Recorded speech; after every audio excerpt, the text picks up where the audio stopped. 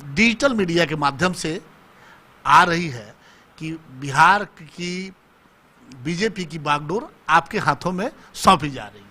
देखिए, हम पार्टी के एक समर्पित कार्यकर्ता हैं, एक अदना कार्यकर्ता हैं। भारतीय जनता पार्टी में काम करके आप शिखर पर पहुंच सकते हैं। दूसरी पार्टी में इस तरह का कोई प्रावधान नहीं है। वहाँ है कि आप किसी एक व्यक्ति विशेष को, एक परिवार की परिकल्पना और उसके पीछे लघु बनने रहते हैं तो आपको कोई पद मिल जाएगा। भारतीय जनता पार्टी में आपने देखा होगा कि गरीब घर का लड़का को राष्ट्रपति बना दिया गया जी। और नरेंद्र मोदी भी एक साधारण गरीब घर के लड़के हैं, आज देश के 2 बार प्रधानमंत्री रह गया। तो हम एक साधारण कार्यकर्ता हैं और हमने नज़दीक से देखा है नरेंद्र मोदी के काम करने के तरीका। वो आदमी में संकल्प है, राष्ट्र को आगे बढ़ाने की जज्बा है और निर्भीक होकर काम करने का तजुर्बा है। तो हमने सोचा कि नरेंद्र मोदी के हाथों को मजबूत करने के लिए, पहली बार हम इंडिपेंडेंट जीते थे, दूसरी बार भाजपा से जीते और हम तीसरी बार टिकट नहीं मिला, तो हमने सोचा कि नरेंद्र मोदी के हाथों को मजबूत करने के लिए बहुत दिनों के बाद एक मजबूत सरकार बनी है। इस सरकार को मदद करने के लिए हम लोगों ने अजय सिंह की पत्नी कविता सिंह को वोट दिलवाया और पार्टी ने हमें जहां भेजा हमने वहां काम किया, चाहे मोतिहारी हो, छपरा हो, चाहे जहां जहां में। तो नरेंद्र मोदी की लोकप्रियता से हम लोग प्रचंड बहुमत पाए हैं। भारतीय जनता पार्टी का कार्यकर्ता होने के नाते, जहां आपने प्रश्न किया कि बिहार प्रदेश के अध्यक्ष बनाए जाते हैं, तो मैंने भी आप ही लोगों के माध्यम से सुना है।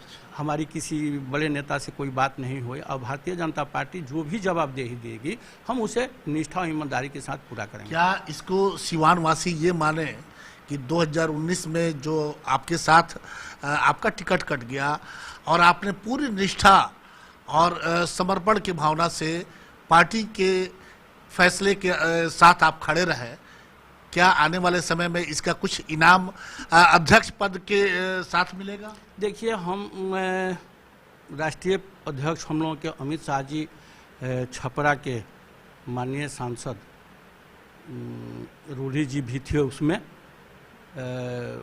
संजय जायसवाल जी के यहाँ हम लोगों की मीटिंग हुई और उन्होंने कहा कि 5 आदमी का टिकट कटेगा, सहयोगी दल को देना पड़ेगा।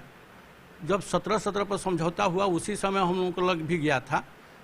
तो हमने कहा कि नेतृत्व का फैसला सर्वोपरि है, सर आँखों पर है, हम लोग स्वीकार करते हैं। आप जैसे भी हो, नरेंद्र मोदी को प्रधानमंत्री बनाने के लिए कि जो मंत्र देंगे उस मंत्र को हम लोग लेकर जाएंगे क्षेत्र में, जिसको आप उम्मीदवार बनाएंगे हम लोग उसको जिताने का काम करेंगे।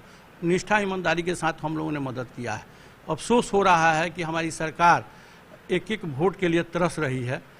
तो संजोग कहिए, ईश्वर की कृपा कहिए कि नरेंद्र मोदी पर असीम कृपा है। विरोधी दल लोग भी उनकी नेतृत्व को स्वीकार कर रहे हैं, अपना अपना दल छोड़ करके राज्यसभा में और आ रहे हैं। जी। और आने वाले दिनों में हम लोगों का वहाँ भी पूर्ण बहुमत हो जाएगा।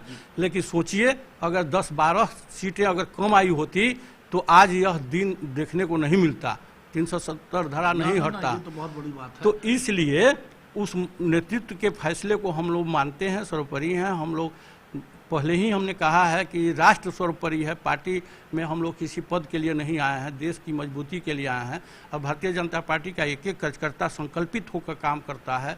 उसी के संकल्प का परिणाम है, उसके मेहनत और तपस्या का परिणाम है कि 2 सीट पाने वाली भारतीय जनता पार्टी आज प्रचंड बहुमत से सरकार चला रही है।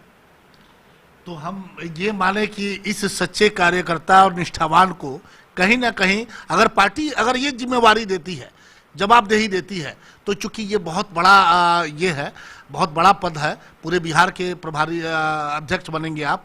और जातीय समीकरण, हालांकि जात की बात हम नहीं कर पाएंगे, लेकिन फिर भी जातीय समीकरण के हिसाब से हमें लगता है कि पूरे बिहार में ओम प्रकाश यादव जो यादव बिरादरी से आते हैं, इससे बड़ा चेहरा हमें नहीं लगता है कि यहाँ कोई आपको दिखाई दे रहा। और इस बनिस्पत ये सीट हो सकता है, जैसे लोगों ने तो चला दिया, डिजिटल मीडिया में कई लोगों ने चलाया कि ओम प्रकाश यादव जी बन गए अध्यक्ष, लेकिन हम लोग हम ये चाहते थे कि जब तक हम आपके मुंह से नहीं सुने तब तक हम लोग इस खबर से थोड़ी दूरी बना के रखें। देखिए, चैनल के माध्यम से भी हमें जानकारी मिली। देखिए, हम बता दें कि पद कोई माने नहीं रखता, लेकिन अगर पार्टी कोई भी जिम्मेवारी देगी हम उसे निष्ठा ईमानदारी के साथ, लगनशीलता के साथ पूरा करेंगे। और हम लोगों के लिए राष्ट्र सर्वोपरि है। देश के लिए हम लोग काम करने वाले लोग हैं और भारत माता के वैभव को शिखर पर पहुंचाने के लिए हम लोग काम करते हैं, गरीब गुरबा के कल्याण के लिए हम लोग काम करते हैं।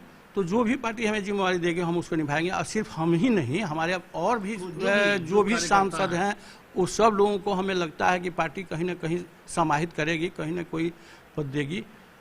फूटे हुए शीशे का भी मांग होता है, टूटे हुए चप्पल का भी डिमांड होता है। जो औरतें केस झाड़ कर फेंक देती है उस पर भी लोग बेदाम दे देते हैं। तो हम लोग तो इंसान हैं भैया। चलिए, आपने देखा कि ओम प्रकाश यादव जी से अभी बातचीत हो रही थी कि जो बीच में कुछ समय पहले सोशल मीडिया पे आया था कि बिहार प्रदेश की बागडोर पूर्व सांसद ओम प्रकाश यादव के हाथों में, तो ये एक संदेश दिया है नरेंद्र मोदी, देश के प्रधानमंत्री नरेंद्र मोदी ने, कि जो भी कार्यकर्ता वो नीचे के पायदान पे खड़ा हो लेकिन वो समर्पित कार्यकर्ता है, पार्टी के लिए और देश के लिए निष्ठा के साथ वो काम करता है, तो उसे आगे चल करके उसे उसका मुकाम जरूर हासिल होता है। और इसी निष्ठा के साथ सांसद ओम प्रकाश यादव जब इनका टिकट कटा था और जदयू के खाते में गया था और उसी निष्ठा के साथ पार्टी का जो आदेश मिला था और उन्होंने बड़ी बखूबी से उस आदेश का पालन करते हुए और ये सिवान की सीट जदयू के खाते में दिलाने में अहम भूमिका निभाई। और हो सकता है कि आने वाले समय में पार्टी